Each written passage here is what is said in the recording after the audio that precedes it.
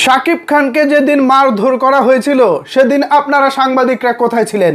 এই এফডিসি, আজকের এই এফডিসিতে আপনারা সাংবাদিকরা যেখানে মার খেয়েছেন, এই একই জায়গায় বাংলাদেশের সবচেয়ে বড় সুপারস্টার, সবচেয়ে জনপ্রিয় নায়ক শাকিব খানকে 2017 সালে শিল্পী সমিতির নির্বাচনের দিন মধ্যরাতে শিল্পী সমিতি কর্তৃক একাধিক মানুষ তার উপরে ঝাঁপিয়ে পড়ে তাকে মারধর করেছিলেন।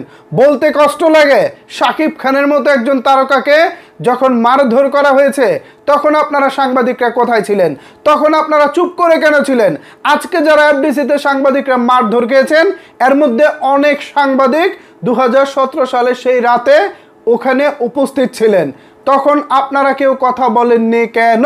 তখন যদি আপনারা কথা বলতেন তাহলে আজকের এই দিনটি আপনাদের দেখতে হতো না। অনেক দর্শকের প্রশ্ন, ভাই আজকে সাংবাদিকদের উপর বর্তমান শিল্পী সমিতি চড়াও হলো কেন? আসলে মূল ঘটনা কি? মূল ঘটনা কি এই বিষয়টি আমার হাতে এসে পৌঁছেছে, আমি আপনাদের সামনে শেয়ার করতে চাই মূল ঘটনাটি। তার আগে আমি 2017 সালের বিষয়ে আরেকটু কথা বলে নেই। দেখেন, বাংলাদেশের সবচেয়ে বড় সুপারস্টার শাকিব খান, শিল্পী সমিতির রানিং প্রেসিডেন্ট, সভাপতি, সব কিছুই তিনি তখন ছিলেন। এখন যেমন তিনি সবচেয়ে জনপ্রিয় নায়ক, তখনই তিনি তেমনটাই ছিলেন। অথচ এই শাকিব খানের উপরে যখন আক্রমণ করা হয় এই সাংবাদিকরা চুপ করেছিলেন। আজকে চুপ করে থাকার ফল তারা পাচ্ছে। সেই এফডিসিতে আজকে তারা মার খেয়েছে। সেদিন তারা দর্শক ছিল।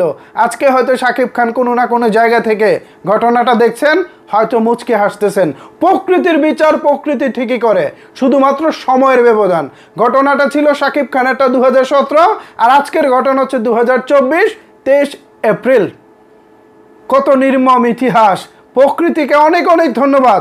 প্রকৃতির বিচার প্রকৃতি ঠিকই করে, শুধুমাত্র সময়ের ব্যবধান। এই সেই সাংবাদিকরা, তাদেরকে লাঞ্ছিত করা একেবারে উচিত হয়েছে।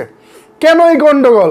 মূলত ঘটনা কি বিস্তারিত তুলে ধরতেছি আজকের এই ভিডিওতে। সুতরাং একটি লাইক দিয়ে সম্পূর্ণ ভিডিওটি দেখতে থাকুন, তারপর আমি বাকিটা বলতেছি। একজন সাংবাদিক ভাই, যিনি এই ঘটনা একেবারে স্বচক্ষে দেখেছেন, তিনি ফেসবুকে লিখেছেন, আজকে এফডিসির মূল ঘটনা বলি। ময়ূরীর মেয়েকে প্রশ্ন করা হয়েছিল। ময়ূরীর মেয়ে মানে আমাদের চিত্রনায়িকা ময়ূরী, চিনেন নিশ্চয়ই তাকে, যারা আগে বাংলা সিনেমা দেখতেন তারা নিশ্চয়ই চিনেন। চিত্রনায়িকা ময়ূরীর মেয়েকে প্রশ্ন করা হয়েছিল, তোমার মায়ের অশ্লীল ছবি কি তুমি দেখো? কী রকম জঘন্য প্রশ্ন, খেয়াল করবেন। তোমার মায়ের অশ্লীল ছবি কি তুমি দেখো? এরপরে এই মেয়েকে যখন ময়ূরীর মেয়েকে যখন এই প্রশ্ন করা হয়, তারপর খল অভিনেতা শিবা শানু মিঠুন নামে একজনকে বাইরে নিয়ে গিয়ে জিজ্ঞাসা করেন, তিনি কি সাংবাদিক নাকি ইউটিউবার? নিঃসন্দেহে ময়ূরীর মেয়েকে যে প্রশ্নটি করা হয়েছে এটি একটি বিব্রতকর প্রশ্ন। এই প্রশ্ন শুনে শিবা শানুর সভাপতি তিনি রেগে গেছেন। রেগে গিয়ে মিঠুন নামে ওই সাংবাদিককে অন্য একটি জায়গায় নিয়ে তিনি জিজ্ঞেস করেছেন। শিবা শানু ওই মিঠুনকে জিজ্ঞেস করেন, তিনি সাংবাদিক নাকি ইউটিউবার? এরপরে সাংবাদিক পরিচয় দিবার পর আর কিছু বলেনি। ওই মিঠুন নামে লোকটি পরিচয় দিয়েছেন তিনি সাংবাদিক। তারপর সাংবাদিক পরিচয় দেওয়ার পর তিনি আর কিছু বলেননি, শুধু একটা ধাক্কা দেয়, একটা ধাক্কা দিছে আর কি। যে প্রশ্নটা করছে এই প্রশ্নটা তো নিঃসন্দেহে একটা বাজে প্রশ্ন ছিল। ময়ূরীর মেয়েকে কেনই প্রশ্ন করতে হবে যে তুমি কি তোমার মায়ের এই অশ্লীল ছবি দেখো কিনা? এই ধরনের প্রশ্ন তো একজন মেয়েকে আমি মনে করি না করতে পারে। এখন আপনারা কি ভাবে দেখতেছেন বিষয়টা জানি না। তারপর সাংবাদিককে ডেকে নিয়ে জিজ্ঞেস করা হয়েছে তিনি ইউটিউবার কিনা। তখন তিনি বলেছেন, না আমি ইউটিউবার না, আমি সাংবাদিক। তখন একটা ধাক্কা দিয়ে শেষ। ধাক্কা দেওয়ার পরে ইনি বলতেছে, আমার নতুন ক্যামেরা ধারণ করে রাখছি। পরে অন্যরা তিনি এই ঘটনাটা তিনি তার ক্যামেরায় ধারণ করে রাখছে। পরে অন্যরা শিবা শানুর উপরে চড়াও হলে ফাইটার সমিতির লোকজনের সঙ্গে সাংবাদিকদের মধ্যে হাতাহাতি শুরু হয়। এই ঘটনার পরে ওই যে আলতো করে একটা ধাক্কা দিছে, এই ধাক্কা দেওয়ার ঘটনার পরে উপস্থিত সাংবাদিকরা শিবা শানুর উপরে চড়াও হয়। পরেই শুরু হয় হাতাহাতি। তো এই হচ্ছে গিয়ে বিষয়টা, মূল যে বিষয়টা এইটাই।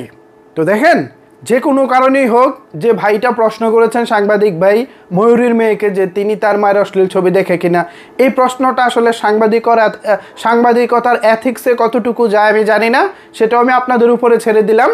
এরপরে শিবা শানু, একজন মোস্ট সিনিয়র পারসন চলচ্চিত্রের অভিনেতাদের মধ্যে, তিনি তার জায়গা থেকে একটু হয়তো খারাপ লেগেছে, ভালো লাগেনি প্রশ্নটি, তিনি তার জায়গা থেকে হয়তো বা তাকে ডেকে নিয়ে জিজ্ঞেস করেছেন, এই আপনি সাংবাদিক নাকি ইউটিউবার?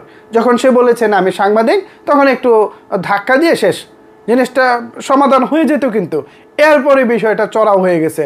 চড়াও হওয়ার পর দেখা গেছে যারা ফাইটার সমিতি আছেন, চলচ্চিত্রে যারা ফাইটার, যারা ফাইট করে, তারা এখানে ইনভলভ হয়ে গেছে, একেবারে হাতাহাতি, একেবারে গন্ডগোল।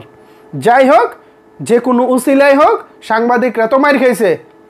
আমি একজন শাকিব খানের শুভাকাঙ্ক্ষী হিসেবে আজকে আমি খুশি। আমার বিশ্বাস শাকিব খানের ভক্ত যারা আছেন, সাকিবিয়ান যারা আছেন, তারাও খুশি। কেন খুশি? ওই যে 17 সালের ঘটনা, 17 সালে শাকিব খানের উপরে যে অন্যায় অবিচারটা করা হয়েছিল, সেই ঘটনার সুষ্ঠু তদন্ত আমাদের এই সাংবাদিক ভাইয়েরা করেনি।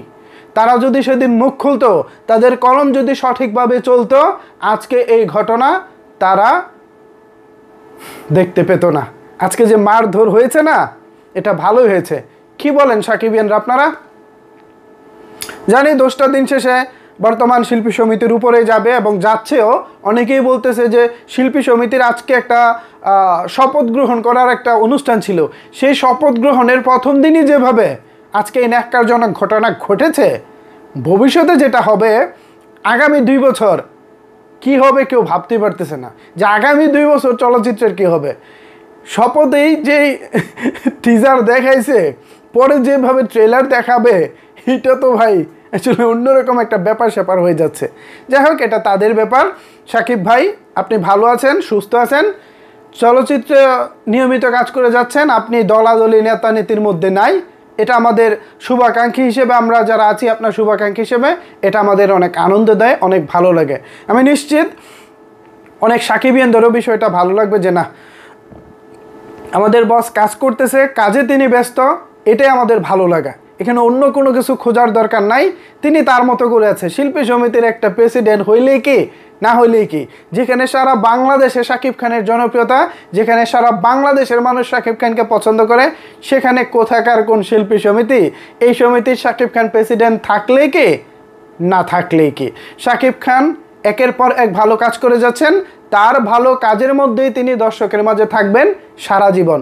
সো এইটাই তার করা উচিত।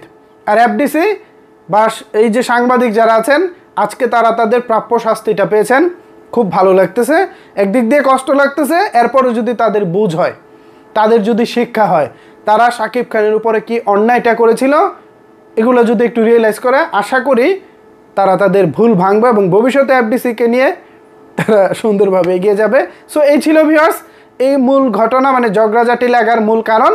এখন এ বিষয়ে যদি আপনাদের কোনো কিছু বলার থাকে, তাহলে অবশ্যই সেটি নিচের কমেন্ট বক্সে জানাতে পারেন। ধন্যবাদ সবাইকে সম্পূর্ণ ভিডিওটি দেখার জন্য।